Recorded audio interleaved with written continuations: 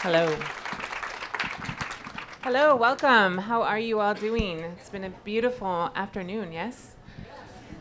So my name is Michelle Tellez. I'm a professor in the Department of Mexican American Studies, and it is a huge honor for me to be on the stage with these two brilliant thinkers, writers, and human beings. So we're going to just have a simple conversation today as a way to help us think through their palabras, their words, their thoughts, their experiences as it relates to the title of this conversation. So today we have Vickie Grise, the author of Your Healing is Killing Me. And we encourage you to purchase it after this conversation. And then we have also Vickie Vértiz here, author of Frond.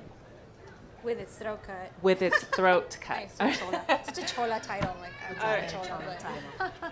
But I'm not. So they're both award-winning authors and thinkers, and so it is really an honor to sit with them today. And I'd just like to open up the conversation really thinking back to today's conversation, which is titled, where did my thing go? I think I just erased it. Art, resistance, See, I have my notes on a phone, but usually I have like paper notes, and then today I decided to be technological and I just erased it. So Art, Resistance, and Survival is the title of today's conversation. So really what I wanted to start out with is for them to both respond to the concept of art, resistance, and survival through their experiences, and then how that maybe, then we'll think about how that concept relates to both of their works and the books that they're thinking about and they're bringing to today's conference and festival. So who wants to start? Grise. Art, resistance, survival. I became an artist in part because I was teaching high school in Austin, Texas when George W. Bush was governor. And it was when he announced that he was going to run for president. And I taught at Austin High School, which is a school that his daughters went to. And so what a lot of people don't know about Austin High School is that it was at the time, no longer, but at the time it was still a bust-in school, which meant that you had the richest of West Austin and the poorest of East Austin at the same school together. I often call it the failures of integration. And so despite the fact that it was a bust-in school, it wasn't necessarily an integrated school. So the first floor was black, the second floor was white, and the third floor was part Mexican and part Chicano. And then you saw that in terms of resources. The first floor literally had a red carpet. It's where the counselors were. It's where the library was. It was where the GT classes were. It was where the principal's office was. And so you began to see how these things related into the material. And so as a high school teacher, I came in to teach resistance and survival. Never to teach art. That was never my intention. And I realized in this process of working primarily with Black and brown students from East Austin that the way they weren't interested in what I had to teach in terms of resistance. What they really wanted was to tell their own stories. And the only way that I knew how to create a space for people to tell their own stories was to bring in artists. And so I began bringing in artists into the high school. Though we had done organizing work before, it's part of how I got better connected with Raul Salinas, who was a poet and formerly incarcerated, had a bookstore in Austin, Texas, an incredible poet. And Raul invited me to go into the juvenile detention centers with him. And so that's really how I became an artist, was because I was bringing art to my students, bringing artists into the classroom. And I started to realize that that was actually the place in which they learned resistance and survival, was through the telling of their own stories. It's really beautiful. Thank you, Michelle, for being here, for moderating this. Michelle's amazing. She's in her own right, just as a writer as well. So just invite you to go look up her work. Yes. So I didn't become a writer until I was much older. And maybe I can switch mics because this is echoey. Mine was echoing a little bit. Was it echoey too? This feels better. This is better.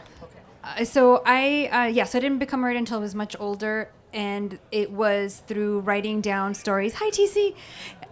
That I just shared with friends who also happened to be writers, but I didn't know I was one. So I mentioned this earlier, that we write in community. We don't write alone, and the stories that we tell and stand up for are the ones that I share, is the way that I resist. So we had a panel at AWP in Los Angeles a couple of years ago, the big writing conference that's happening right now in Tampa. whatever. We don't need them. Just kidding. But that was about Southeast LA writing. So Southeast LA is post-industrial, like the Rust Belt of Los Angeles, right? And there are a lot of panels at conferences where people go and talk about the idea of resistance and so on. And what we were doing is we were just telling our stories, right? Enacting these ideas about what it means to survive or to resist, right? It's like, well, I'm not dead, I'm here. So are my parents, and we have asthma, but we're still here, and we're not going to die. We're going to keep living, and we're going to have children and teach them to be smart and resourceful and continue and to be and to dance and to cook and go to work. So I feel like I write nonfiction as well, and I feel like it's laced into that and to all of those different stories. Thank you both. So tell us about your book, Vickie. Which one? This one, the title, Your Healing is Killing Me. I want to think about the title with you, and I want you to think about and tell us a little bit about the content and how it relates back to this conversation that we're having today. I have to remind myself of the conversation again. Art, Okay, resistance, I have my notes. I undeleted resistance, survival. Art, resistance, survival. Yes. So I feel that what I discovered, and I actually discovered it through the writing of this book. I have mentors who are much more Buddhist than I do that tell me to stop fighting. Just stop fighting, just stop fighting. And what I realize in the writing of this book, that is actually the way that I learn. I learn through fighting. And that has always been true for me since I was a kid. It was through resistance that I learned, through fighting through an idea or whatever else. And so I mentioned this morning that the book really came from a point of conflict in which I was being challenged around the types of things that I was writing. So there was a challenge, I think, really from if I can frame it in the right way, really from kind of a younger generation saying that some of my writing needed trigger warnings. And so I think that that's what got me thinking about what healing is at this moment and what healing means. And that, in fact, that way of sort of being in the world is actually killing me. And so I started to think a lot about my work as an artist, what the process of politics are and what the process of art making is. And I think that that's really what this book is about.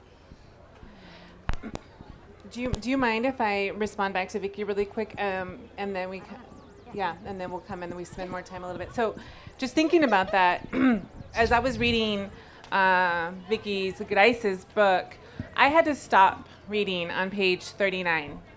And because I was feeling like the stories that you share, and just kind of reflecting back on your comment here, can invoke places and memories that are tucked away in the crevices of our bodies.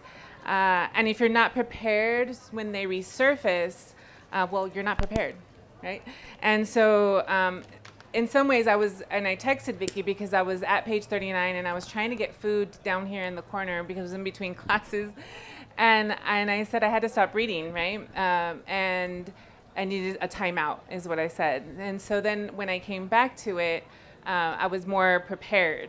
And so I want us to think about that a little bit, because when you say, trigger warnings, it gets, there's a lot of conversations around that. And I'm not saying that I needed it, but I did need a timeout before I was going to go back into the text and finish it.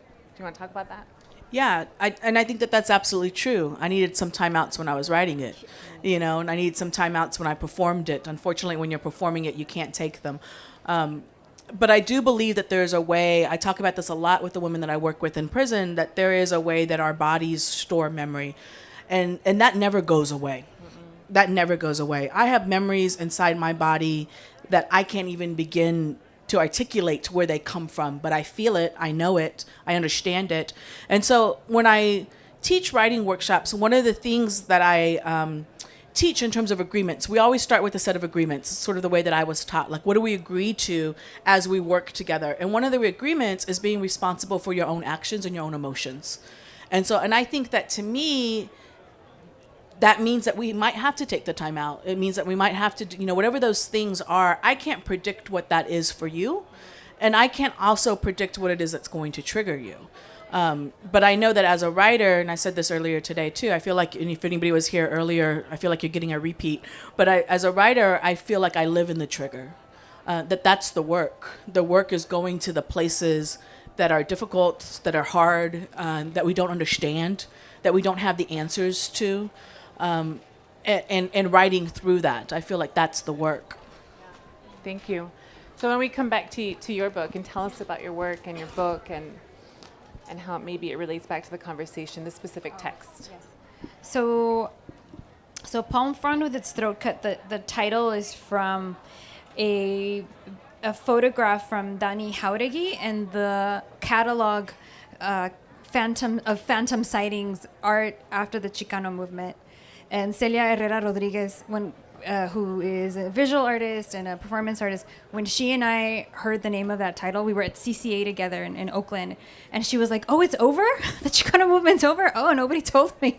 So we laughed of that, but because those movements are never over. The violences that cause them have not changed, but we have, and we've persisted, right? So I have a social justice background. I also have a policy background, and I'm working class and queer. And so I started writing this book at UC Riverside at the MFA program. And basically, no matter where I am, but my heart is still home. And so some of you may relate to that. And home for me is Los Angeles, and a very particular working class Los Angeles where my family still lives. So I feel like someone earlier in the day said that a lot of these poems have a letter feel, an epistolary feel, that I'm writing to someone. And that makes sense to me. It's not conscious, but that, sometimes writing does come as a response, Some of us who do have the luxury to take time off and go to a residency and write about some pretty flowers, that's great, but not all of us have that, and some of us are continually responding to the beauty and violence around us that make up our lives. And so this book is about loving all different kinds of lovers, leaving both my father's and my own, what I learned from his leavings and his returns, and about gentrification and the LA River and how it has friends in some part of the river but not in others. And so again, it's like trying to embody like what that resistance looks like, and it's in the living part. Yeah. No, it's beautiful. I mean, I think when I was reading your text, the poetry for me sort of invited readers to surreptitiously engage with issues of like environmental justice, domestic violence, loss, and intergenerational trauma too, I think. And this is all through this really incisive lens of Chicanismo, right? And then you, I think, embed like a lot of like a queer one. Yes. Yes. Cultural cues and wisdom, and you write. Yek, I don't know if I'm gonna pronounce this right. Yek Siwat. In one of your yes. poems, and I was thinking about, and it's. I don't know if this is what it's if that part is translated to "tú eres fuerte." Is the Yek part that "tú eres fuerte," like you are strong. And so anyway, so I was thinking about the use of Nawa in some of your poems, and I was thinking about in invoking that in that past. I'm thinking about how you're using it to respond to the present. So somebody wrote I'm forgetting her name now, unfortunately, wrote a really beautiful review of the book for the Los Angeles Review of Books, and in it she quotes the notes part where I refer to that poem, and I say that I am aware that my Nahuatl is broken and that the broken parts are what matters, right? It's like, yeah, I know that and I accept it, and there's more to it than you just pointing out that it's not right. There's so much more to that, and that's all you see. I'm so sorry for you that your life is so limited. You can only see what is wrong. So yeah, I mean, I kind of feel like that's what I stand for, like over and over again. It's like there's so much more than what is wrong. And so my mom, so many of our Mexican heritages are mixed up, but there are very strong indigenous nations that have not interacted or mixed and are present and alive. And so, but my mom was part of the more, mixed side and got to learn Nahuatl because her family had a small general store. And so her Nahuatl was interactive and transactional, right? So but it was also social, obviously. My family's super, super social.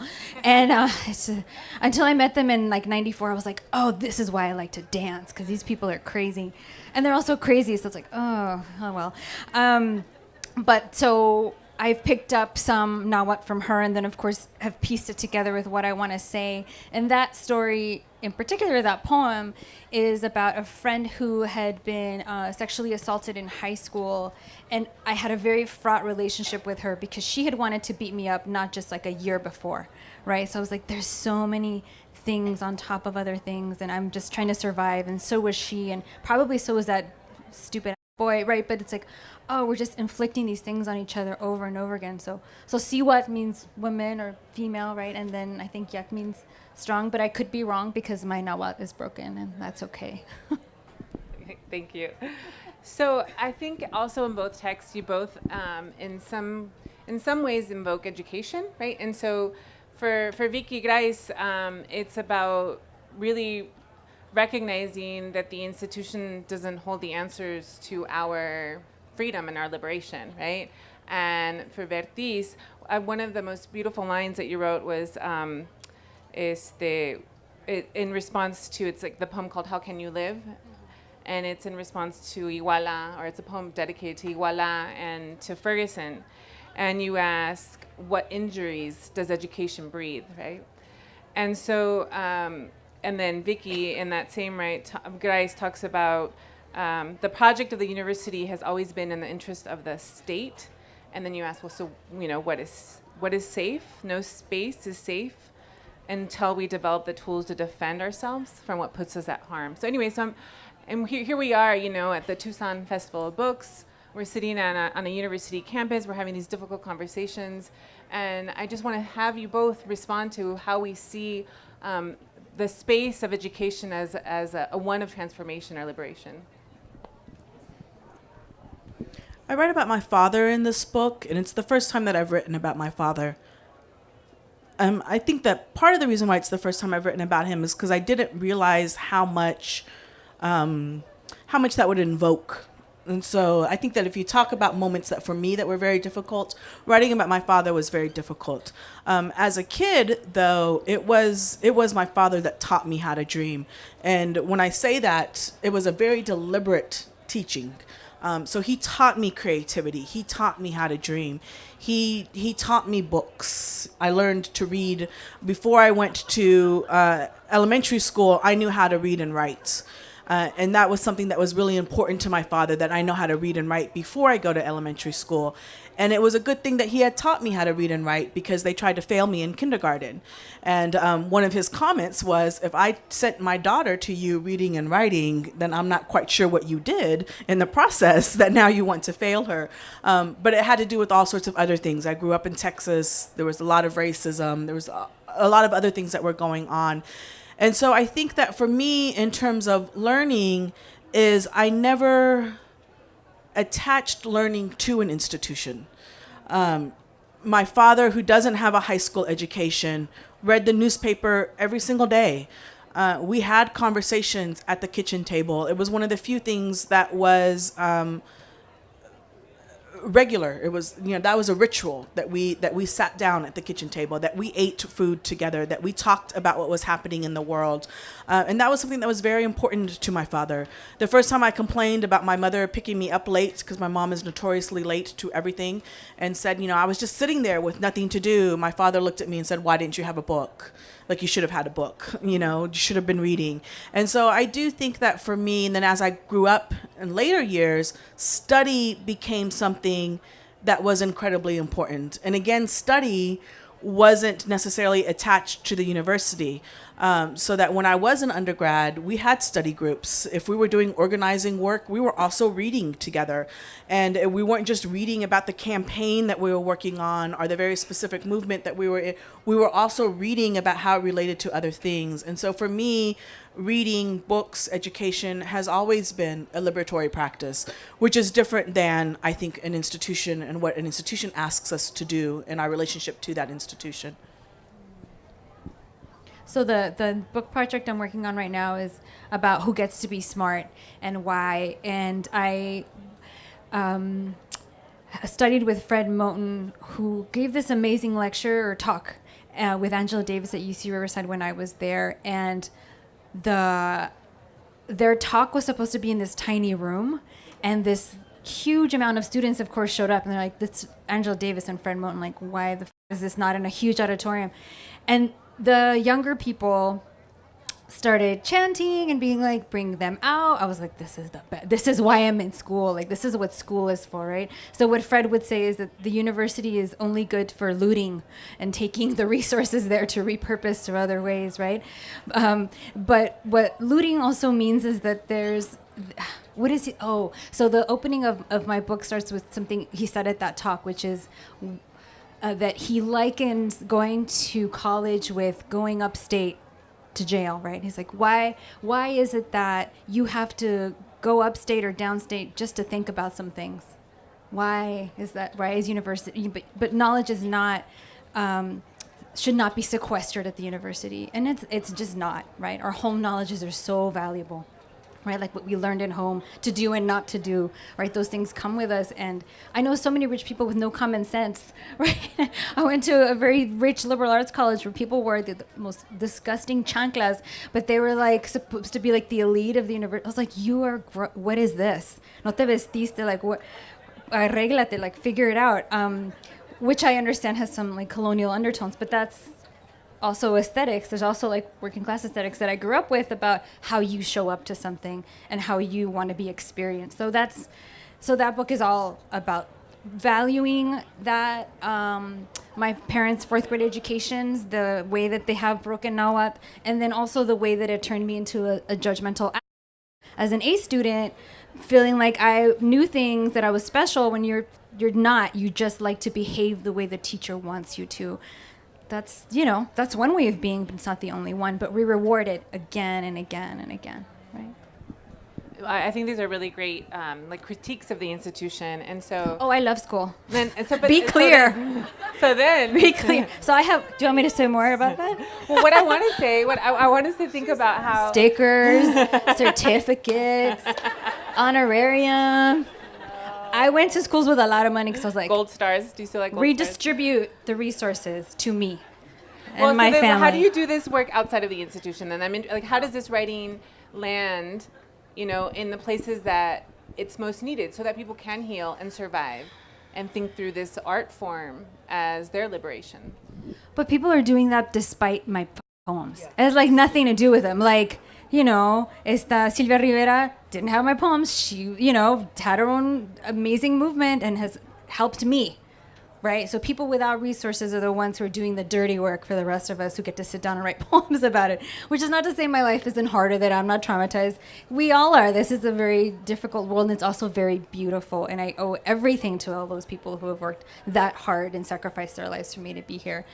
And I went to school and have tried, mentoring people, right, who may not be, who don't present the way I do in spaces of academia, right? Like I didn't talk to anybody, and I get away with a lot of because of how I look and how I talk, which I also owe to my parents, who had to be really social to figure out how to get what they needed, right? So you take it up to another level. But folks are have been surviving without this. So it's like, how can I redistribute resources so that those movements are continually supported, and that just regular people can have access to poetry and do whatever they want to survive, and how can I support that? So it's more kind of that way for me. Okay, yeah, yay. And Vickie, what about you? What kind of work do you do outside of the institution and to respond to that? Well, I'm not in an institution, and I think that a lot of the work that I do is taking the money from the institution. I mean, it is part of how I have survived as an artist, has been through exactly that. But that may change, but I very deliberately set up my life so that I had as limited interaction with institutions as possible. And that was a very deliberate thing. It's made a lot of things a lot harder for me, and it's made a lot of things a lot easier for me. And so one of the things that's been easier is that I don't have a mandate to complete something a certain way by a certain time for my job. I don't have those types of pressures in my life. I have other types of pressures, but not those. I think with this book, one of the things that I've started to do is, and I agree, people have been doing the work long before we were here, long before we were after. Our poem is not a movement. Our poem is a poem. Our story is not a movement. Our story is a story, which doesn't mean it doesn't have value or it's not important or any of those other things. But I think that there's this way in which we're trying to attach art and meaning, as if aesthetics doesn't also have value. But so one of the things I've been doing with this book is I initially started to tour it. And so I was going and doing readings from it and that type of thing. And to be honest, I get bored fairly quickly. And so after a little while, I was starting to get bored. I just didn't want to do that anymore. And so one of the things that I've started to do now, and it was actually inspired from the Undercommons with Fred Moten.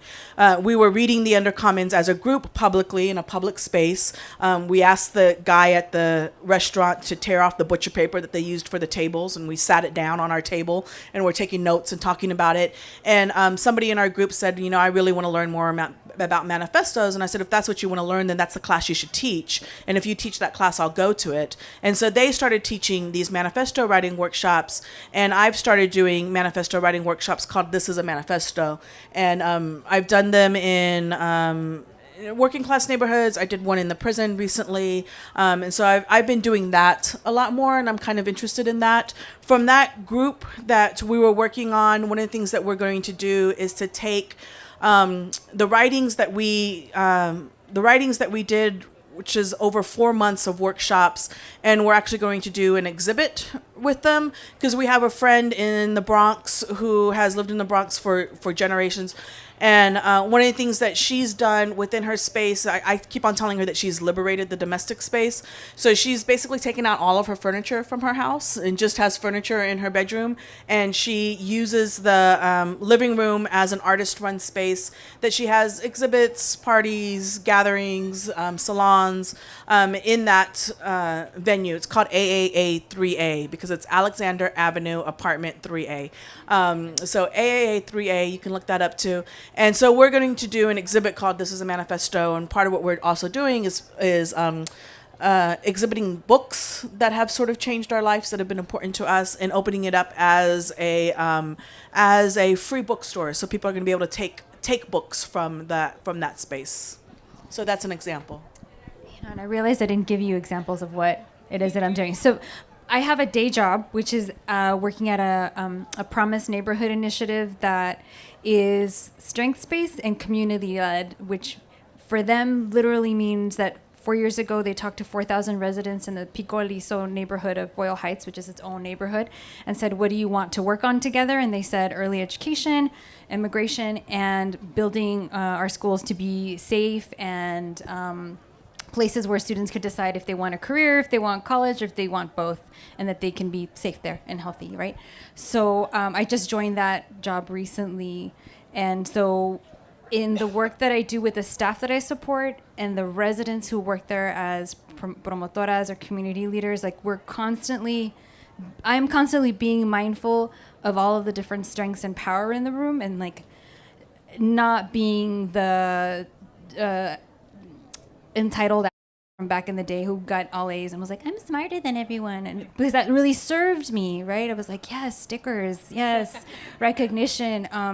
Because I've been able to study at the university with Fred and be like, oh, right, so there's so much more than that. And the imagination of people who don't have resources are the ones that give us our art and culture and our dancing and our food and all these other things. And so this is trying to be conscious of the equalizing power in a room and knowledge. And so just that's kind of like a practice that I have in a room now at work and then in the world. And then when I teach, I try and the pedagogy, the approach is that too. It's like everyone has something to say. Everyone in here is valuable.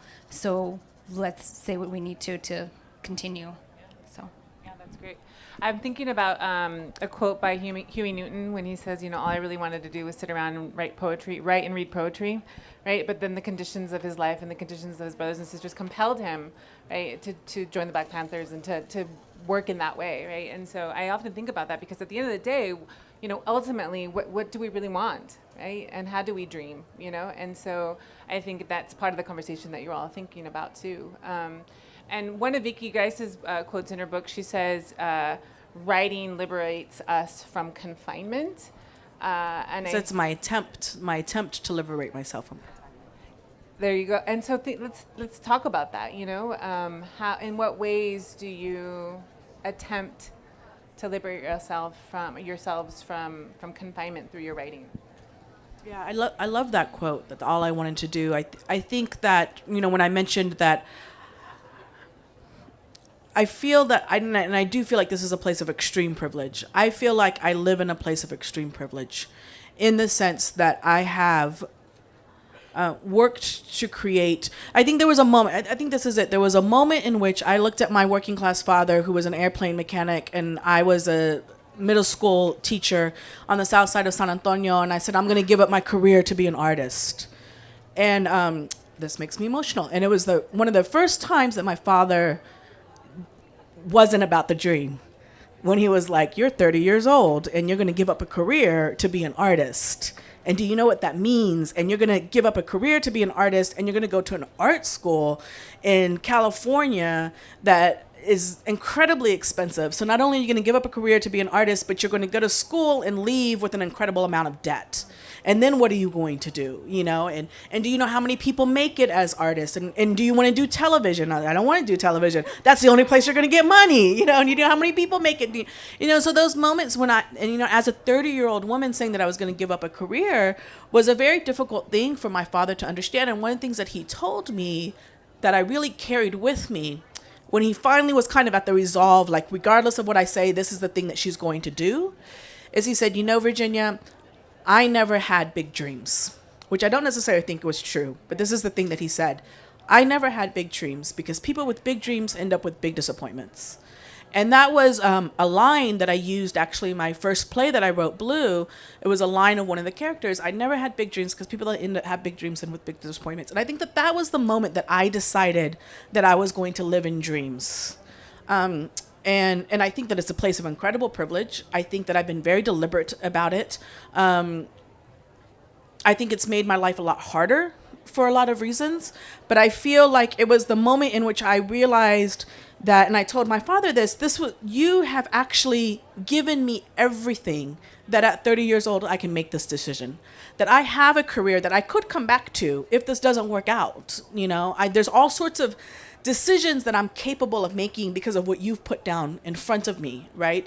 And so I feel like for me, that has then put a different type of, I don't think burden's the right word, but a different type of responsibility on my shoulders, where then I have to write the thing that's unmediated. Then I have to write the thing that for me is my truth. I have to write the thing that I'm scared of. And that's just the place where I have to live, And so for me, and so the reason why I say that it's my attempt to liberate myself from confinement is because I don't know if it does that, which doesn't mean that I don't continue doing it. Because I feel like there's just social forces, there's the world, but it is the place for me as an artist, the place that I feel most free is on the stage when I'm performing. It is that moment in which I feel free. I mean, even not writing, but when I'm actually in the place of, which is different than this and talking. This actually makes me very nervous. But the place where I can be inside of a text, the text is inside of me, and I get to sort of do that thing, is the place where I feel like this is the offering that I have to give right now. Thank you. That's beautiful. So beautiful.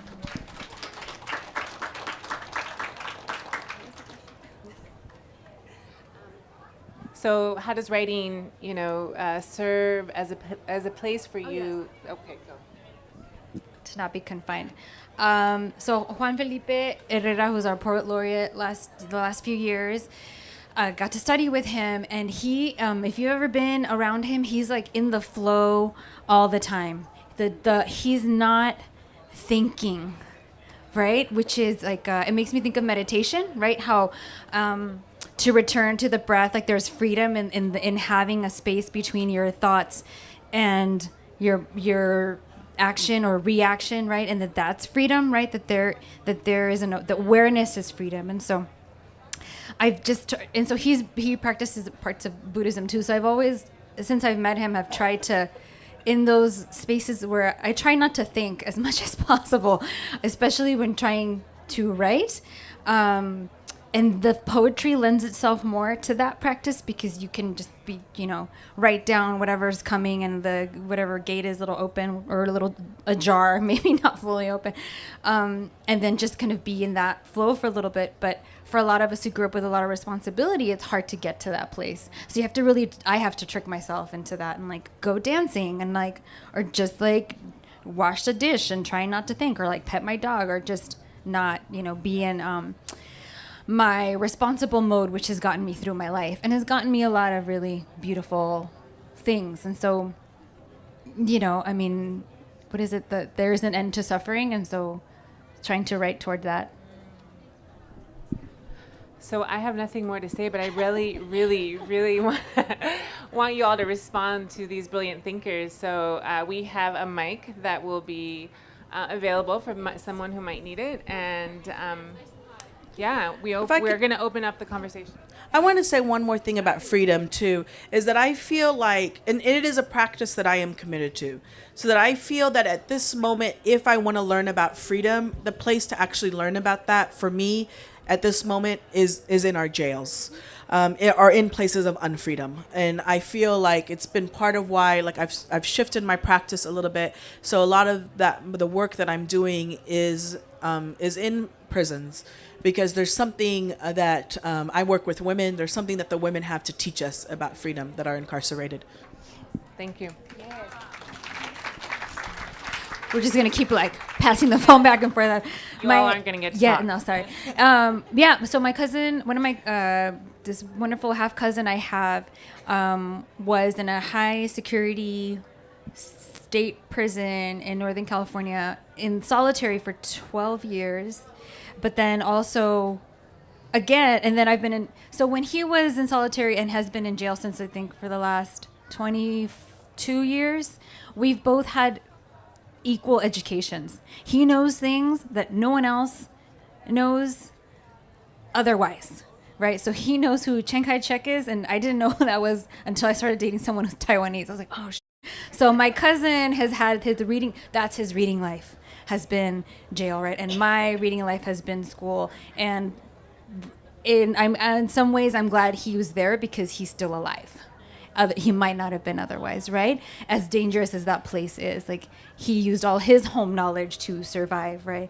And so we're hoping he'll get out soon, but it's just like incredibly brilliant, right? So there's always evidence of power and love and knowledge in places where you are not looking. Thank you. That's it.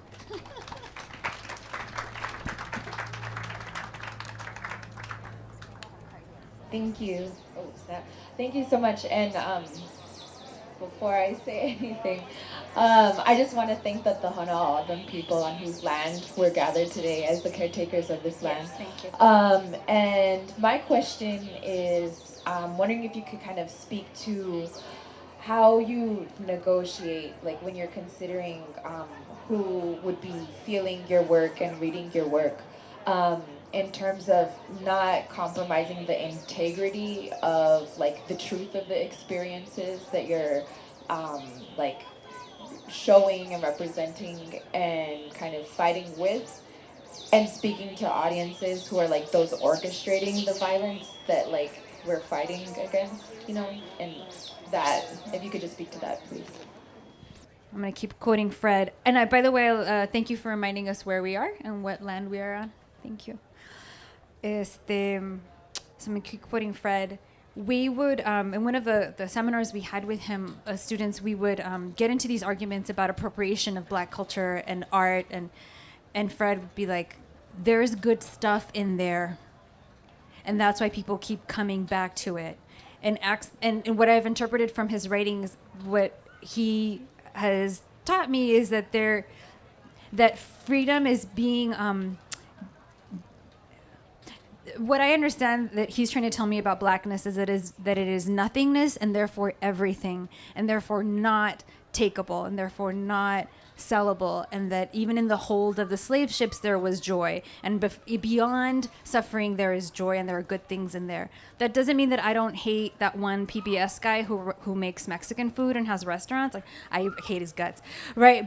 And I get what Fred's trying to say. I'm like, yeah, you're right. There's good stuff in there, and people need to hear it and need to see it and feel it, because as you know, you learn the stanky leg, that move has already changed. So blackness is constantly moving and it's constantly changing, and you cannot be taken or held, right? So both things are true, right? So in terms of where my work is presented, who I'm writing it for, I'm writing it for you, I'm writing it for Vickie, I'm writing it for Michelle, and for people who see themselves in it, right? So it's a very working class, queer, resourceful lens that's actively working against violence, and to be clear, we repeat those gestures of violence with one another all the time. You're not Chicano enough, you're not queer enough, we repeat those gestures all of the time. So I also take, I want us to take responsibility, and instead of just, pointing fingers out to like, oh, my book isn't for white people, but it's like, it's for who sees themselves in it. And if there's something that is sparked there to understand themselves differently and how they act in the world, then that's great, right? And also, what am I responsible in terms of enacting this violence in maybe other ways, like economic violence, or, right? So now I have enough money to buy a house, but if I buy a house where I grew up, it's contributing to home prices that no one else can afford except for other people who are middle class or upper middle class with college educations who frequently don't look like me. So, but I'm part of that, right? So you have to just hold both things together. Yeah. I'm not sure if this answers the question, and maybe I don't understand it completely, and so it might be that the question, I might need to hear the question again. But when I was in 11th grade, there were two books that I read that I really do feel sort of changed the course of my life: Faulkner's Sound and the Fury and James Baldwin's Giovanni's Room. Not knowing that I would be an artist, not having any desire to be a writer, none of that was in what I knew at that moment. But it really was a moment where I distinctly remember falling in love with words, like falling in love with literature. And two very different books, and they were two books that made me feel less lonely in the world, by two authors that looked nothing like me and had experiences nothing like my own, but made me feel less lonely. There was something in reading them that I felt, I that's the right word, acompañada. I felt like I wasn't alone. And I felt alone a lot growing up. I have sisters that are 10 and 11 years older than me, and so I felt alone a lot growing up. And that was a moment, and I would sleep with those books. I was obsessed with those two texts. And so when I write, and this is a funny thing to say as a theater artist especially, that when I write, I actually don't think about audience at all. It might be part of the no thinking that you're talking about. I don't think about audiences at all. I really do write the thing that I have to write at that moment. And I often say I'm a very uncreative writer, because even when I write fiction, it's almost always if you know me, you know where the kernel is for that thing. And not all writers are like that, but that is true of myself, that everything I write comes from something that's in my real life. And so it's oftentimes the thing that I'm working through at the moment. I do think that I begin to think about audiences when I think about who I want to speak to. And so I think that that's the place where I begin to, like, who I actually want to be in conversation with, I think is when I begin to think about audiences. Yes, I would say me too. I don't. You just say what you have to say, and then a press asks you, who is this? Who is your audience? And I was like, oh, working class people, first generation people. I got really broad because I was like, there's so many things in here that could be useful. If writing is useful, then it's already done way more than, that's what's done what I want it to do. Yeah, that's good. More questions? There's one up here.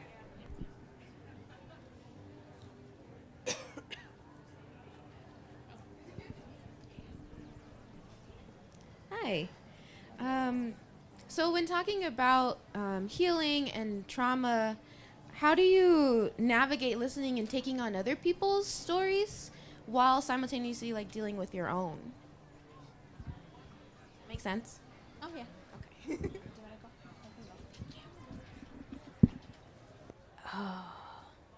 So yeah, but that's like, if you are your parent's confidant, right? Like that's like, and they don't know what therapy is. Like that's, it's like a lifetime of practice of like, okay, that's yours, that's not mine, but it's kind of ours, right? So that actually turns up a lot in my writing.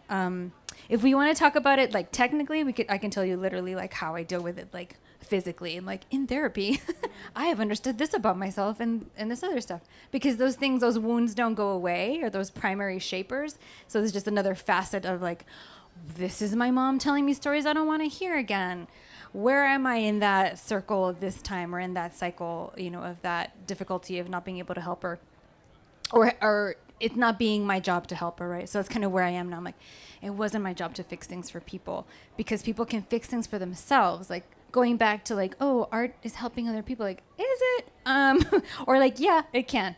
It completely can, because it made us acompañadas. It made me see myself like in Chiri Moraga's writing, or in, Sandra Cisneros' work, and now in people who are, I feel like you were saying this earlier, folks in the who are trans, who are saying like, and there's so much more beyond your little gender binaries. Like, what else is there? And I'm like, oh, that's right. So there's always a new silence and a new understanding to face, right? So technically, that's how I deal with it. I'm like, what is actually mine and what is shared? And then what ends up happening in my writing is that one of my colleagues at Riverside described my writing as very democratic. I was like, what do you mean? She's like, well, there's the you, and then there's the me, and then there's the us, and it keeps happening in my writing in a way that I wasn't paying attention to. And it's because I'm always trying to write myself back into my community for all these different reasons, right? Like, there are not a lot of people who are cholas, and not a lot of people who are scholars, and everybody else is just pretty much normal. And so I spent my life writing myself away from them, and I'm trying to write myself back in, and trying to have us all be in that space together. So it's like, there's some things we share and some things we don't, and you get help with the stuff that you can't do alone, right? So originally this panel was going to center around healing. That was the original conversation, and I actually asked that we not center the panel. It was around trauma and healing, and I asked that we not have the panel focus on trauma and healing, and it was like my original reaction. And so then I tried to figure out what that was about, and I think it is because I certainly believe that literature has the potential to heal. There's something healing about it. There's something, but I don't feel like that is my project when I begin writing. I don't think of myself as a healer. And again, that doesn't mean that literature doesn't have that power, but I don't think that that's my work. I think my work is to tell my story. And then my responsibility in terms of the us is to create spaces where others tell their stories. And so I don't know, and it may be the coldness of my China mother. I don't know if I carry other people's stories in the way in which you talk about. I think about it in terms of prisons too. Like the first time that I worked in a juvenile correction system, first time I went into juvie, I walked in and immediately my whole body shifted, right? And I was about to cry. And, I remember Raul Salinas, who's a poet, came up behind me and he said, "Sister, you better keep your tears for the bar afterwards, because this moment is not about you." And it was true. That moment was not about me. And I feel like that's a difficult thing right now, where I feel like people think that every moment is about them, and every moment is about their trauma, and every moment is about their hurt. Every moment, and I think that parceling out when is this about me, and when is this not about me. I think that those things are important. I'm also in a place where, and I don't mean this in the sense of we can go to a writing residency and forget about the trauma. It doesn't go, I really believe this, it never goes away. And so I think that I'm in a place as a writer, as an artist, where I really also want to talk about this place of joy. And I don't think that it's one instead of the other. I've heard people say, I don't want to hear this narrative, I want to hear this narrative. And it's just like, well, it's great that you just want to hear this narrative, but I'm also living both of those things at the same time. And so I think that as an artist, that's been something that I've been thinking a lot about. One of the questions that repeats in my book is, do you like your job? If so, remember that when you sit down to write. And I feel like that's been something that I've been really, when I talk about this sort of deliberate life that I've constructed for myself, one of the things that I haven't always constructed is joy. And being happy in the place that I'm at. And I don't think happy is always and has to, we always have to be happy. But I do feel like I do like this job. I do. Even when it's hard. And it's really hard. It's a very hard job to have. So even when it's hard, it is a job that I chose. It's not a job that I'm forced to do, and I do like it. And so if I do, then how do I find joy in it? And I think that that's what I've been thinking about a lot lately. Yes, sure. 2 more. Thoughts, questions. Also happy to talk about MFA programs and getting money from schools. That's like my specialty. Is that a hand? I should have talked to you before I did my Oh, yeah. Feelings. Yeah, who has feelings? Yeah. Yes, oh, a hand. Hello. She's leaving. Come back. Can I get her sandwich? Thank you so much for this conversation. It's been really amazing and moving to hear you speak on all these topics. I'm actually in the MFA program here on campus, and the specter of the unpaid summer is coming up, and our stipends suck. Just gonna be upfront about it. Yeah. I don't. Are you able to? They're controlling the mics. That's the chancellor turned it off. He's like, do you not have money? I'll show you. They have more money, girl. It's like in the walls. We'll find it. Yeah. You mentioned MFAs and money, and it's a fully funded program here, but it's still a struggle for people who aren't taking out loans or independently wealthy. And I wanted to know, because I'm looking at the summer, oh, do I wash dishes again? Do I take another low pay, a minimum wage job, which is what I'd been doing prior to coming here, or do I try to get the grant, which is another kind of labor, right, where you're doing all this work for money that just might never come. So it's not a perfectly put together question, but I guess I was wondering what your thoughts are, or your experiences are with trying to get that money, because I feel like being raised by people who work for their money, at a job, is really different from, being raised by people who are, in the academy or something. Yeah. Yeah, I can, and then we'll switch. I remember my first year in my MFA program, my dean told me, when you're done with this, you can get a job at Kinko's. And when you get a job at Kinko's, you can make copies. And that would be awesome. That's the best job to have. And I said, you clearly don't have a Chinese Mexican immigrant mother. I can't, no, not after the amount of money that I spend. For me, and again, I think we all make decisions about how we want to live our lives. I made a lot of decisions that were about work. And for me, one of the decisions I made is during my MFA program, because I'm a theater artist, I said I'm going to leave. We had to write 6 plays. I said I'm going to leave with 1 play that's going to make me a living. And I did. And to the point where it annoyed other professors that I kept bringing the same play again. And they were like, did she not write the other 5 plays? But I knew that I was going to have one play that was going to help me that first year. And it did. It gave me 2 years of work, actually. And so I left with the one play. I left with an incredible amount of debt. It's a thing that I regret and I don't regret. As a working class Chicana, I wanted to go to the best art school that I could possibly go in theater, and I did. I left with all that debt. I consider it an artist grant. Maybe somebody's going to come after me someday soon, but they haven't yet, right? So I'm on an income-based referment program, which it took me a long time to even learn about income-based referment programs because of the fact that I was so ashamed of my debt originally, because nobody in my family had that type of debt.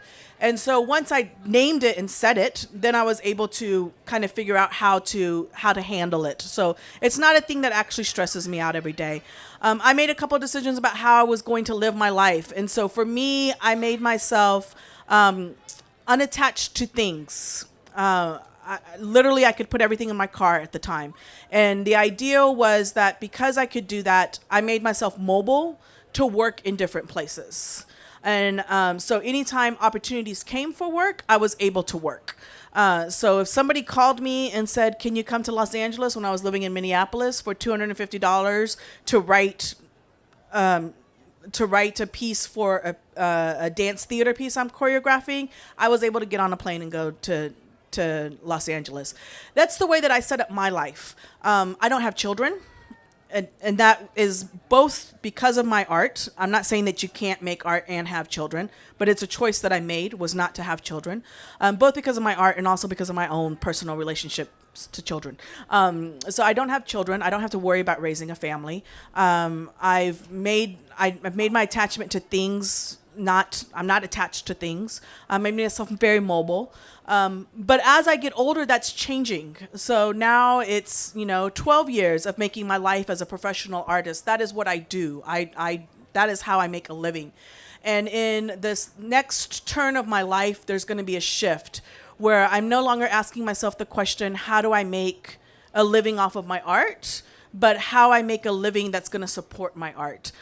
So that, because I'm not capable of getting on a plane for $250 anymore. I'm not, I don't know if I was capable when I was 31, but that's not the way that I want to live anymore. The way that I want to live is different. And I remember when I came home my first semester of college and I told my father, this is really hard because I was going to school in Valencia and I was teaching in East LA.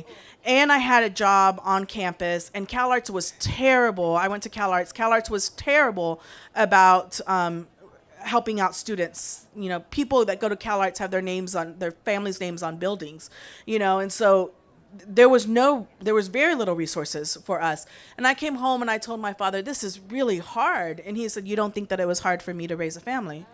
And I said, well, what do I do? And he's like, you get another job, And he said, do you think I enjoyed working overtime? The times that I worked overtime was so that you would go to your undergrad without any debt, that you would leave your undergrad without any debt. And that was a moment for me that I realized there was a strength in my father's generation that I just had to. I had to call it forth, and be very clear about what it is that I wanted.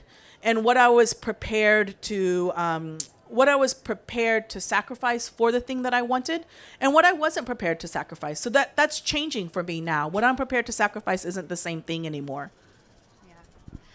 So there's so many different answers to this question, right? There's the I personally have a toolkit in organizing social justice work, so I will always have a job. I have public policy life before this, and there will always be work in that, right? So maybe that was my subconscious way of always knowing I would have income, right? So I went to policy school and I got a fellowship for that because I was at a really expensive, very resource-rich college where I was mentored by older students who said, apply for this fellowship, it'll pay for your grad school.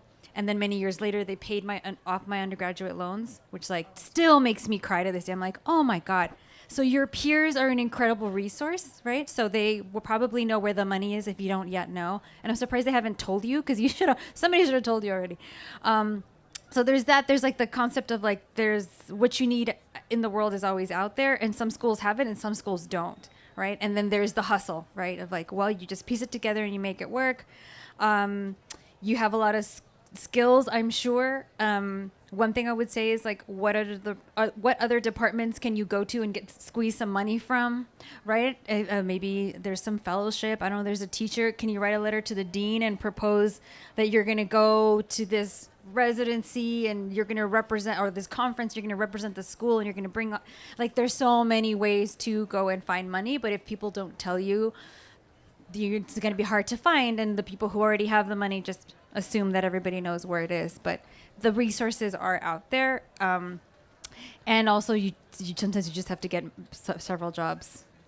Yes. And I was trying to remember what the hell I did in my in-between semesters. And there was a fellowship to teach on campus it's a Gluck fellowship. And it was not all schools have it. And it paid a ton of money for just like a couple of weeks. And so, there's that. So we can talk more later. I have more tips.